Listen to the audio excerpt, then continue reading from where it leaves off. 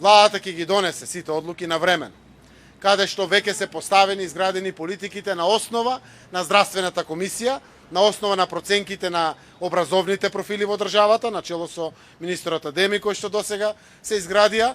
Веќе министерката Царовска работи на таа проблематика, заради тоа што е потпредседател на актуелната влада во нашата земја, заедно со премиерот Спасовски и со сите во оваа проблематика. Имаме отприлика чиста ситуација. На првата седница на владата ќе ги донесеме сите конечни, конкретни одлуки и веднаш ќе ги соопштиме. Овие денови го храбруваме министерот Адеми во соработка со сите, иако е актуелен пратеник во собранието, но и министерката Царовска, да ги даде оние неопходни информации за пред почетокот 1 септември.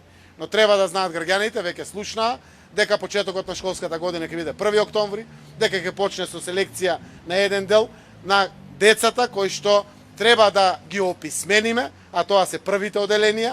Секако онлайн наставата ќе биде концепт за сите, со проценки на самите општини и слично. Но ова го кажувам за да знаат граѓаните дека имаме подготвено комплетен план со сите анализи и искуства кои што се направени, за да можеме секако образовниот процес на граѓаните, на децата да тече, а да го заштитиме нивното здравје и здравјето на нивните семејства. Следуваат и законски измени. Министерот Арбер Адеми изјави за 15 септември, што значи граѓаните треба да знаат дека на 1 септември не почнува школската година.